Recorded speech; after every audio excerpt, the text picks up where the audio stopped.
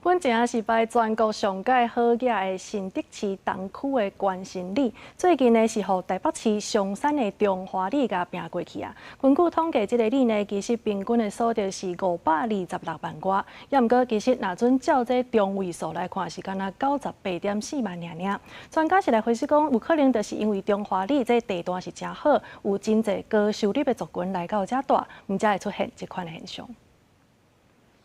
全台最富里排行榜大翻盘，由科技新贵主宰的新竹市关心里被超车，拿下第1名的就是记者所在的台北市松山区中华里。一栋一栋的透天厝伫遮摆一排，上班时间有真侪居民伫遮行来行去。台北市松山区的中华里看起来是普通的老社区，不过根据财政部上新发布的综合所得税统计专册，中华里对过去的第5名一路超车，一口气摕到112年度全国上好野里。中华里本来就很朴素的里啊。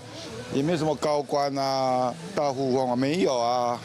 就这样很惊讶。觉得应该不是吧，因为大安区应该比较有钱吧。有钱就有钱啊，无钱嘛是无钱啊。有钱嘛食多，无钱嘛食多啊。里面嘛唔敢相信，根据统计，112年度综合所得前5名的村里，第1名是松山区中华里，平均数是526.6万；第2名新德市东区关心里461.4万，接落来是台北士林区的永福里346万，新德县的东平里和三丰村是341.6万和337.1万。不过，若是看中位数，中华里是干那98.4万，和前5名新德市的关心里、龙山里拢有超过250万来比，会当看出收入的分布是真无平均。我里面这2年就多一个凯基总部而已啊，其他几乎住宅也没有什么新建案。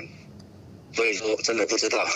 这个里本身它的地段相当的精华哈，临近小巨蛋，而且呢，原本的台塑总部还有这个凯基金控的银行总部，其实也都在这个里。专家分析，中华里所得的中位数并无悬，意思是因为一寡好野人住伫遮来有关平均数，因为中华里的地段位真好，加上最近有金控总部进驻，社企业主金控高阶主管才关所得的人口伫遮设置。另外，112年股市表现袂歹，敢是股利所得尤其的会当观察。公司新闻综合报道。